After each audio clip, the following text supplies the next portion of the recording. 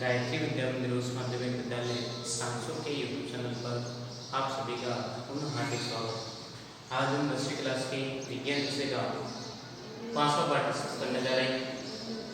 5वां पाठ आपका टॉपिक दे रखा है दैनिक जीवन में रसायन। इस पाठ पर आधारित वीडियो लेक्चर अपना चौथा है, उसमें अपन डिस्कस करेंगे अलग अलग वैज्ञानिकों ने अम्ल और सार की अलग अलग अवधारणा प्रस्तुत करने का कार्य किया।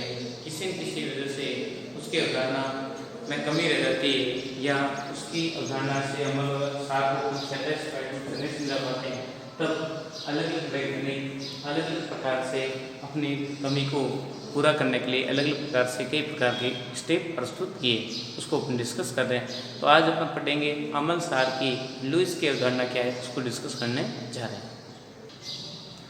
देखिए, लुईस की अम्ल सार की अवधारणा प्रस्तुत करने का इसके पीछे रीजन रहा कि उन्होंने कई पहले आपने देखी थी अर्नेस्ट की अवधारणा कि जलीय विलयन में H+ आयन प्रदान करते हैं वो अम्ल होते हैं और OH आयन प्रदान करते हैं वो क्या होते हैं, सार होते हैं। परंतु कई प्रकार के ऐसे यौगिक भी होते हैं जो जलीय विलयन में डिजोलेबल होते भी नहीं, तो उसकी आइडेंटिफाई या उनकी प्रकृति किस प्रकार से उनको ज्ञात करनी रही, तो उसको ज्ञात करने के लिए दूसरे वैज्ञानिक आए थे फ्रांसिस लोरी। उन्होंने ये बताया कि वे पदार्थ अम्ल होते हैं जो प्रोटॉन क्या करते हैं, दाता होते हैं। प्रोटॉन को क्या करते हैं, प्रदान करने की टेंडेंसी रखते हैं, वो क्या होते हैं, और सार होते हैं वो प्रोटॉन के ग्रही होते हैं। तो उसको इस प्रकार से प्रस्तुत किया। तो कई प्रकार के यौगिक किस प्रकार से होते हैं, परंतु बाद में ये देखा गया कि ये दोनों उदाहरण पिछले वाली थी, वो दोनों क्या होगी, गलत साबित होगी। कि कई प्रकार के यौगिक ऐसे होते हैं जो न तो प्रोटॉन होते हैं, न OH या कुछ भी ऐसे हाइड्रोजन या प्रोटोनियम आयन होते भी नहीं, तो फिर बाद में उनकी प्रॉपर्टी अपन किस प्रकार से ज्ञात करना रहा, तो फिर उनको ज्ञात करने के लिए लुईस की अवधारणा प्रस्तुत की गई। लुईस के अनुसार अम्ल वे पदार्थ या यौगिक होते हैं जो इलेक्ट्रॉन को क्या करते हैं, ग्रहण करते हैं। इलेक्ट्रॉन को क्या करते हैं, ग्रहण करते हैं, क्योंकि इनका अष्टक पूरा नहीं होता है, तब वे डार्क इंडर क्या करते हैं, इलेक्ट्रॉन को ग्रहण करके स्टेबिलिटी को प्रदान करते हैं। इलेक्ट्रॉन क्या करेंगे, ग्रहण करेंगे। तो देखिए, परंतु कुछ तत्व एक्सेप्शनल केस के रूप में देखिए मैग्नीशियम, सोडियम, ये अपने इलेक्ट्रॉन को क्या करते हैं, त्याग करते हैं। क्यों? क्योंकि इनका अष्टक पूरा हो जाता है इलेक्ट्रॉन को त्यागने पर। तो देखिए, कुल मिला के अष्टक के अकॉर्डिंग इनकी डिपेंडेंट रहता है मैटर। इलेक्ट्रॉन को ग्रहण करने के अकॉर्डिंग अपन समझाते हैं कि वे पदार्थ या यौगिक अम्ल होते हैं जो इलेक्ट्रॉन को क्या करते हैं, ग्रहण करते हैं, क्योंकि इनका अष्टक पूरा नहीं होता है। कुछ एग्जाम्पल दे रहे हैं, जैसे Bf3, बोरॉन क्लोराइड या एल्यूमिनियम क्लोराइड, मैग्नीशियम, सोडियम, ये तत्व क्या होते हैं, आपके लुईस अम्ल का उपयोग करते हैं। कैसे?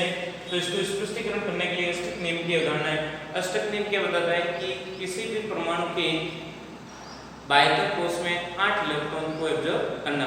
8 इलेक्ट्रॉन है तो उसका स्टेबिलिटी की बनी रहती है, और नहीं है तो फिर बाद में किधर से इधर इलेक्ट्रॉन क्या करता है, या तो इलेक्ट्रॉन को त्यागेगा या इलेक्ट्रॉन को क्या करता है, ग्रहण करता है, और जैसे तैसे करके वो अपना अष्टक पूरा करता है। फिर बाद में देखते हैं अपन, अब आपको ये दिमाग में बात लेनी है कि अष्टक पूरा किस प्रकार से करते हैं और बाह्य कोश किस प्रकार से ज्ञात करते हैं। तो आपको इम्पोर्टेंट बात यह है कि किसी भी तत्व का बाह्य कोश ज्ञात करने के लिए उसका इलेक्ट्रॉन विन्यास लिखना आपको आना चाहिए। इलेक्ट्रॉन विन्यास के आधार पर अपन बता सकते हैं कि इसके बाह्य कोश में कितने इलेक्ट्रॉन है और अष्टक पूरा करने के लिए कितने इलेक्ट्रॉन ग्रहण करेगा या कितने इलेक्ट्रॉन को निकालेगा, तो उसके आधार पर अपन डिस्कस कर रहे हैं। तो देखिए, जैसे एग्जाम्पल मैंने Bf3 का समझाया, बोरॉन ट्राइक्लोराइड, तो किस प्रकार का यौगिक होता है कि अपन सेंट्राइड बोरॉन की बात करें तो बोरॉन का इलेक्ट्रॉन विन्यास क्या होता है, 1s2 2s2 और 2p1, क्योंकि इसका परमाणु क्रमांक 5 है। जितना परमाणु क्रमांक होता है उसके अकॉर्डिंग मैक्सिमम उधर से परमाणु में कितने इलेक्ट्रॉन एग्जिस्ट करते हैं। तो बोरॉन का इलेक्ट्रॉन विन्यास लिखा, तब इसके बाह्य कोश में कितने इलेक्ट्रॉन देखने को मिल रहे, 3। या तो बाह्य कोश के 3 इलेक्ट्रॉन, ये तीनों इलेक्ट्रॉन को त्याग करें, या फिर 5 इलेक्ट्रॉन ग्रहण करके अपना अष्टक पूरा करें। तब देखते हैं आप, बोरॉन हमेशा 3 इलेक्ट्रॉन को त्याग करके 5 इलेक्ट्रॉन ग्रहण करना पॉसिबल नहीं है। 3 इलेक्ट्रॉन को त्याग देता है और हमेशा बोरॉन पे क्या है, ऐसे Bf3 प्लस होता है क्योंकि 3 इलेक्ट्रॉन को ये क्या कहता है तथा फ्लोरीन होता है। फ्लोरीन का परमाणु क्रमांक कितना आपको पता ही, फ्लोरीन का परमाणु क्रमांक होता है 9 और इलेक्ट्रॉन विन्यास होगी -2 2s2 2p5 और बायोटिन को कितने इलेक्ट्रॉन है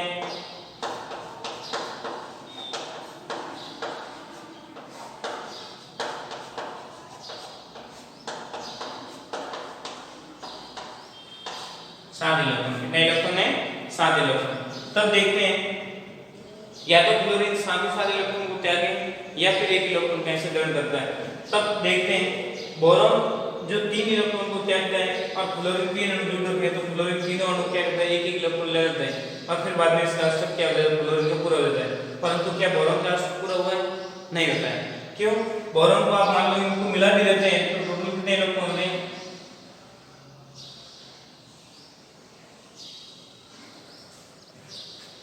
बोरॉन के पास सेंटर एटम के इलेक्ट्रॉन की बात करें तो बोरॉन के पास सेंटर इलेक्ट्रॉन कितना है 1 2 3 4 5 और 6। अभी तक क्या इसका स्टेप पूरा हुआ नहीं हुआ। मान लो 3 इलेक्ट्रॉन ग्रहण भी कर ले युग्मक बनाई भी दे तो भी उसका स्टेप पूरा नहीं होता है। तो अपन बताते हैं कि हमेशा इलेक्ट्रॉन क्या करेगा स्टेप ग्रहण करने के लिए कहीं से इलेक्ट्रॉन क्या करता है एब्जॉर्ब होता है। तो इस प्रकार से अपन जनरली कहते हैं कि वे पदार्थ वे यौगिक होते हैं जो इलेक्ट्रॉन को ग्रहण करते हैं क्योंकि इनका स्टेप अपूर्ण होता है। तो ये संरचना आपने किसकी हुई बोरॉन ट्राइक्लोराइड। अब देखते हैं अपन इंपॉर्टेंट बात ये कि आपको इलेक्ट्रॉन विन्यास निकालना आना चाहिए, किस प्रकार से अपने इलेक्ट्रॉन विन्यास लिखते हैं, क्या प्रोसेस होता है, तो उसको आपको थोड़ा बहुत शॉर्ट में मैं समझाता हूँ। देखिए एक बार इसका आप स्क्रीनशॉट ले लेते हैं, फिर बाद में एक बार इलेक्ट्रॉन विन्यास समझा के फिर बाद में अपन जाएंगे मैं सेकंड टॉपिक आपके अमल के बाद में कौन सा सारा उसको भी समझाते हैं। देखिए स्क्रीनशॉट हो गया होगा, आगे देखिए।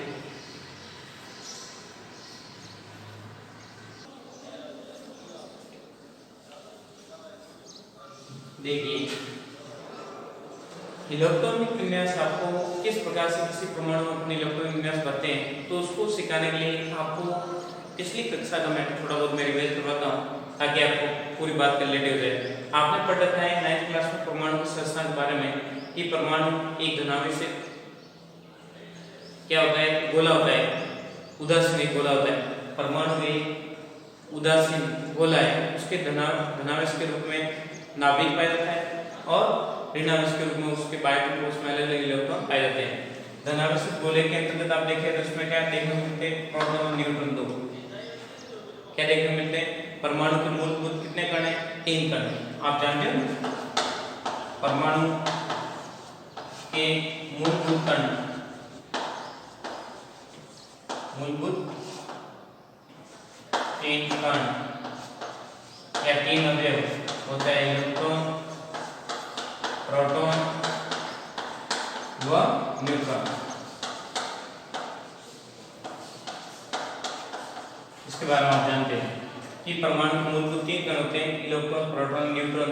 इलेक्ट्रॉन होता है परमाणु की नाभिक के बाहर चारों कोश में अलग अलग कोश में क्या चक्कर लगाता रहता है, जबकि प्रोटॉन न्यूट्रॉन नाभिक के सेंटर में पाया जाता है। परमाणु के सेंटर में नाभिक होता है और नाभिक के अंदर प्रोटॉन न्यूट्रॉन पाया जाता है। आप जानते हैं इलेक्ट्रॉन पे ऋणावेश पाया जाता है, प्रोटॉन पे धनावेश और न्यूट्रॉन क्या होता है उदासीन।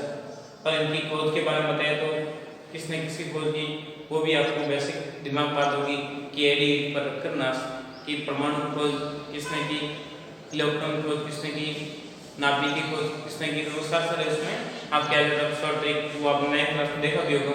अभी एक बार मैं पुनः बता देता हूँ। खोज करता कितने का कितने का एडी एक पर पद रखकर ना ए फॉर एटम, एटम की खोज किसने की डाल्टन ने, D for Dalton. Electron, electron की खोज की किसने थॉमसन ने। प्रोटॉन, प्रोटॉन की खोज करने का कार्य किसने किया है गोल्डस्टीन ने। तथा नास मतलब न्यूट्रॉन, न्यूट्रॉन की खोज की आपके जेम्स चैडविक ने।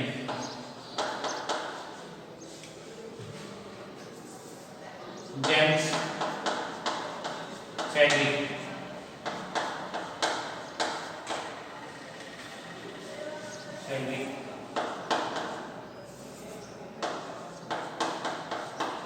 James Chadwick. तो देखते ये तो बेसिक नॉलेज के रूप में आपको बताएं कि जो परमाणु है, परमाणु की खोज करता आपको बताएगा डाल्टन, इलेक्ट्रॉन की खोज करता थॉमसन, प्रोटॉन की खोज की गोल्डस्टीन ने और न्यूट्रॉन की खोज की जेम्स चैडविक ने। तो ये परमाणु के मूलभूत कण और किसने किसकी खोज की उसके बारे में आपको बेसिक ज्ञान होना चाहिए। परमाणु का नाभिक अनावश्यक पार्ट होता है तथा इसमें प्रोटॉन और न्यूट्रॉन पाए जाते हैं और इलेक्ट्रॉन होते हैं परमाणु के बाह्य कोश में सत्र लगा रहता है। अब ये क्या अलग अलग क्या आपको बताया जा रहा है कोश, अलग अलग परमाणु से जो ये नाभिक होता है, नाभिक से जितने कोश बाहरी कोश बनते हैं उसको नंबरिंग दे रखा है, प्रथम कोश, द्वितीय कोश, तृतीय, चतुर्थ, इस प्रकार से कोश बताए गए। या इसको KLMN उपकोश के नाम से, कोश के नाम से भी जाना जाता है। कोश के अंतर्गत उपकोश पाए जाते हैं, वो होते हैं SPDF। क्या होते हैं? SPDF। वो कहाँ से कौन सा उपकोश कौन से कोश से शुरू होता है तो उसके बारे में आपको वैसे याद रहे कि यहाँ पे तो आपने लिखी कक्षा, प्रथम कक्षा, द्वितीय कक्षा, तृतीय कक्षा, या कोश लिखा KLMN कोश। फिर बाद में उपकोश K में ओनली फॉर S कोश आता है, L में S और P, M में SPD और इसमें चारों SPDF। तो प्रत्येक उपकोश में अलग अलग क्या बनती है? कक्षक बनते हैं। क्या बनते हैं? कक्षक। S में अधिकतम कक्षक कितने बनते हैं? एक। इसमें S में सभी में जितना भी S होगा उस सभी में एक एक कक्षक। P में होते हैं आपके 3 कक्षक, D में होते हैं 5 और F में कितने होते हैं? 7। तो इसके अकॉर्डिंग अधिकतम इलेक्ट्रॉन कितने भरे जाते हैं? एक कक्षक में अधिकतम इलेक्ट्रॉन कितने भरे जाते हैं? एक कक्षक में अधिकतम इलेक्ट्रॉन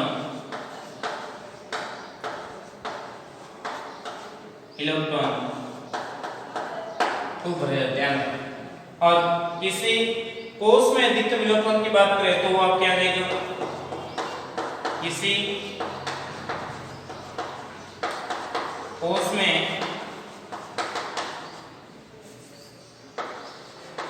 अधिकतम इलेक्ट्रॉन आपके क्या देगा? 2n स्क्वायर फॉर्मूले के अकॉर्डिंग, 2n स्क्वायर फॉर्मूले के अकॉर्डिंग आपके इसके अकॉर्डिंग आपको माना जाएगा।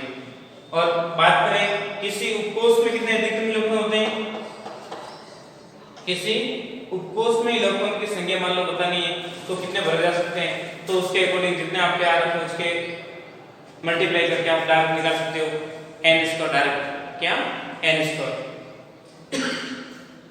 तो देखिए, तो ये तो बेसिक आपके टर्म आपके दिमाग में रहे कि अधिकतम इलेक्ट्रॉन कितने भरे जाते हैं। किसी कक्षक में अधिकतम इलेक्ट्रॉन कितने भरे जाएंगे? 2। तो S में अधिकतम इलेक्ट्रॉन कितने भरे जा सकते हैं?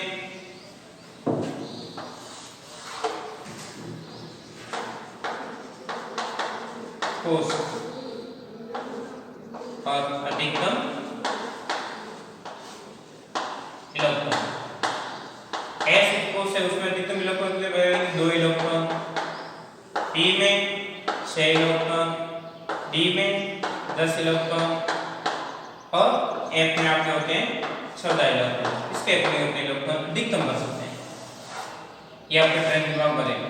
तो फिर बाद में अब आपको मेरा टारगेट है आपको इलेक्ट्रॉन विन्यास निकालना, बताना किस प्रकार से हम निकालते हैं।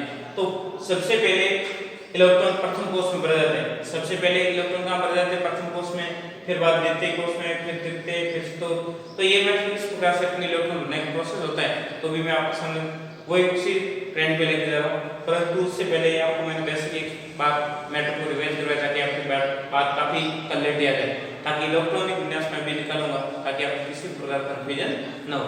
देखिए, अब इलेक्ट्रॉनिक विन्यास भरने का तरीका क्या है उसको अपन देख रहे हैं। ताकि ये सारी बात क्यों बता रहा हूँ कि लुईस ने ये बताया कि अष्टक किस प्रकार से पूरा होता है और अष्टक किसको माना जाता है, जो बायोटम फोर्स होता है उसको को अपन क्या बोलते हैं, अष्टक। पहले आप इसका स्क्रीनशॉट ले लीजिए, हो गया स्क्रीनशॉट। देखिए आगे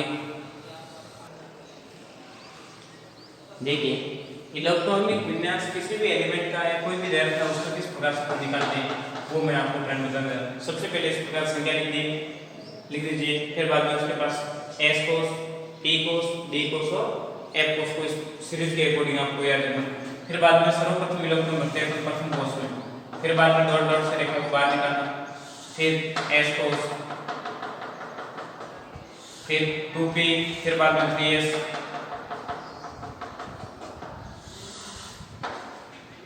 3p और s। तो इस प्रकार से अपन चलते रहते हैं। तो मान लो आपके सामने रिप्रेजेंटेशन कर रखा है किसको, एल्यूमिनियम का इलेक्ट्रॉन विन्यास लिखना है। किसका, एल्यूमिनियम।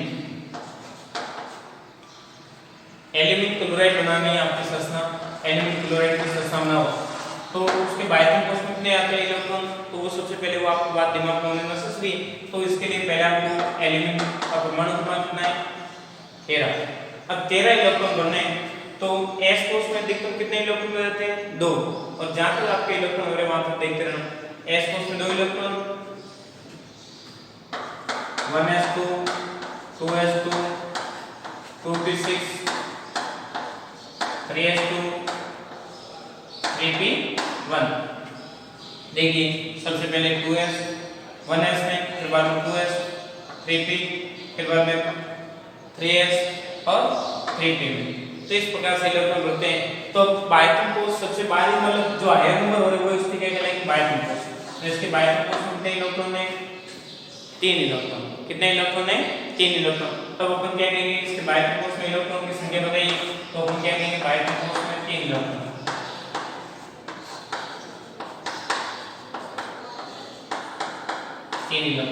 अब एल्यूमिनियम या तो 3 इलेक्ट्रॉन त्यागे या फिर 5 इलेक्ट्रॉन ग्रहण करे और अष्टक पूरा करे। तो अष्टक पूरा करने के लिए 5 इलेक्ट्रॉन लेना पॉसिबल नहीं, तो हमेशा एल्यूमिनियम इलेक्ट्रॉन को क्या करता है, त्यागता है। 3 इलेक्ट्रॉन त्यागता है और 3 इलेक्ट्रॉन कौन ग्रहण कर लेता है, क्लोरीन। 3 क्लोरीन आयन के रूप में यही इसके साथ में क्या करते हैं, बॉन्ड बनाते हैं। तब आपने देखोगा एल्यूमिनियम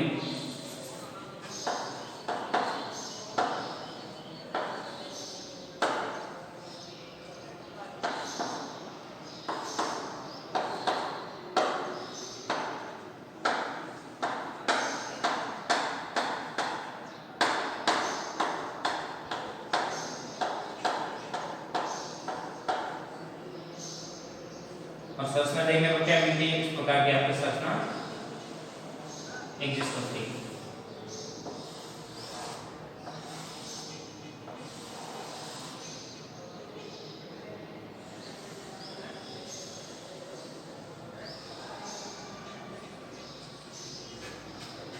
तो देखिए क्लोरीन पे माइनस चार्ज क्यों आता है, क्लोरीन को आपको पता है, क्लोरीन और क्लोरीन दोनों आवर्त सारणी में आप 5वें पार्ट में आपको आगे और छठा पार्ट आएगा सत्र साथ में जो आवर्त सारणी पर आता है, तो उसमें अपन डिस्कस करेंगे आवर्त सारणी में कौन से एलिमेंट कहां पे कितना परमाणु क्रमांक होता है, वो साथ साथ अपन डिस्कस कर लेंगे। तो क्लोरीन 17 नंबर पर आता है, उसका इलेक्ट्रॉन विन्यास निकालने का तो 1s2, 2s2, 2p6, 3s2, 3p5 17 जहां तक होते हैं वहां पर लिख दो इसको 1s2, 2s2, 2p6, 3s2 और 3p5। तो इसके बायोटम कोष में कितने इलेक्ट्रॉन है, 7 इलेक्ट्रॉन। कितना है, 7 इलेक्ट्रॉन। तो ये इलेक्ट्रॉन हमें से क्या करता है, ग्रहण कर लेता है। कौन, क्लोरीन। तब क्लोरीन एल्यूमिनियम के साथ में कितने अणु जुड़ गए, 3, क्योंकि 3 क्लोरीन को एक ही इलेक्ट्रॉन जरूरत है और 3 इलेक्ट्रॉन ये दे रहा है, तब ये पूरा इसके साथ ये अणुसूत्र बन जाता है। फिर बाद में लुईस ने क्या बताया कि ये भी मान लो अम्ल है। अम्ल क्या होता है, तो इसकी आप स्ट्रक्चर बनाओगे ना, तो आपने स्ट्रक्चर बनाई।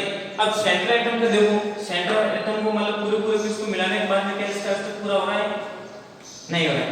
अष्टक पूरा नहीं हो रहा है। अष्टक पूरा नहीं हो रहा मतलब कितने इलेक्ट्रॉन हो रहे हैं, 1 2 3 4 5 और 6। अष्टक पूरा नहीं हो रहा है, तब हमेशा अष्टक पूरा करने के लिए इलेक्ट्रॉन क्या करता है, ये ग्रहण करता है। इलेक्ट्रॉन क्या करता है, ग्रहण करता है।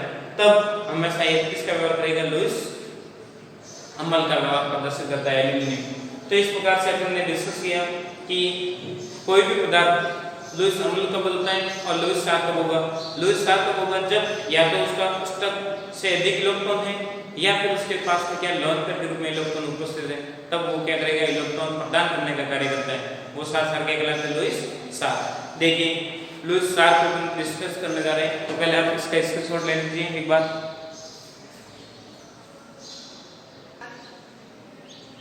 देखिए तो आगे आप देखते हैं कुछ ऐसे यौगिक होते हैं, सात लुईस के अनुसार क्षार के बारे में अभिधारणा प्रस्तुत करने का कार्य किया कि वे पदार्थ क्या वे यौगिक जो इलेक्ट्रॉन को क्या करते हैं, त्याग करते हैं, अर्थात इलेक्ट्रॉन भी क्या होते हैं, दाता होते हैं।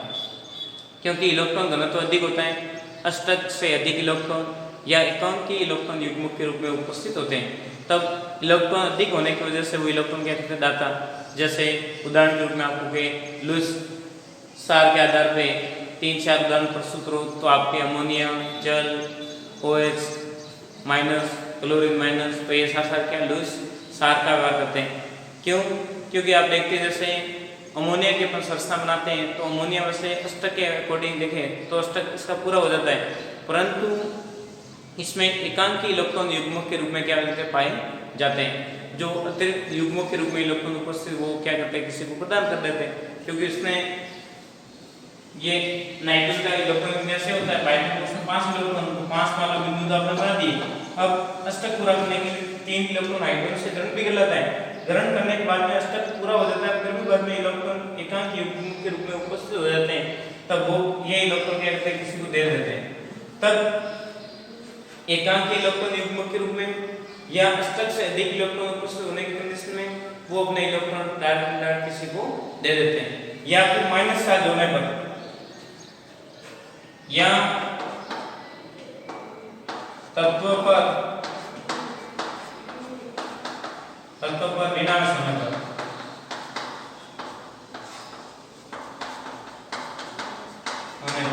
ये डायरेक्ट इनडायरेक्ट इलेक्ट्रॉन क्या करते हैं, प्रदान करने का काम करते हैं। तो शॉर्ट में आप इतना याद रखना, साथ मैंने आपको समझाया।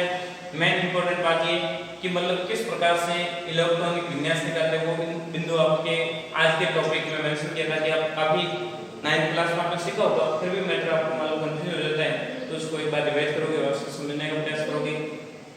फिर बात कर लो इसके नॉर्मल सा टॉपिक है कि इलेक्ट्रॉन ग्रही होते हैं वो तो होते हैं सारे अम्ल, और इलेक्ट्रॉन दाता होते हैं वो सारे क्या होते हैं, क्षार। शॉर्ट में इतना याद रखना। लुईस की अवधारणा के अनुसार अम्ल क्षार की परिभाषा पूछते हैं आप, ये उदाहरण के अनुसार शॉर्ट में ये तो मैटर आपको इसका बुक में दिए हैं। ओनली फॉर अम्ल के बारे में क्या कहना, अम्ल क्या होते हैं, इलेक्ट्रॉन ग्रही, और क्षार इलेक्ट्रॉन दाता। बस ये पूरा लुईस का मैटर सारे इसमें सफिशिएंट कॉमन आ गया, और एक दो उदाहरण आप देख लेना। तो ये पूरे एक चीज को आपको क्लैरिटी करते हुए व्यवस्थित समझाते हैं, तब आपको समझ आता है कि किसकी क्या अवधारणा है, किस प्रकार से कार्य करती है, क्या लागू क्या प्रोसेस होता है। तो एक चीज को आपको समझने का प्रयास करते रहना। तो ये थे आज का टॉपिक। अगले टॉपिक में आप देखोगे अगले वीडियो लेक्चर में, जिसमें देखोगे अम्ल और क्षार के क्या रासायनिक गुणधर्म होते हैं, किस प्रकार से प्रॉपर्टी प्रदर्शित करते हैं, उसको अपन विस्तार रूप से अगले वीडियो में डिस्कस करेंगे। इंपॉर्टेंट बात ये कि गायत्री विद्या मंदिर यूट्यूब चैनल को आपने सब्सक्राइब नहीं किया, सब्सक्राइब करें, लाइक करें, ताकि अपलोड होने वाले नए वीडियो तथा नया नोटिफिकेशन आपको डायरेक्ट इनडायरेक्ट मिलता रहेगा, ताकि आपकी पढ़ाई कंटिन्यू बने रहे, घर पे रहे, सुख से ज़रूरत अपना काम करते रहे। 10वीं के सिलेबस में किसी भी प्रकार का कोई चेंजेज नहीं, बदलाव नहीं, वो का वो सारा मटेरियल है उसको अपडेट करते रहे। थैंक यू सो मच, धन्यवाद।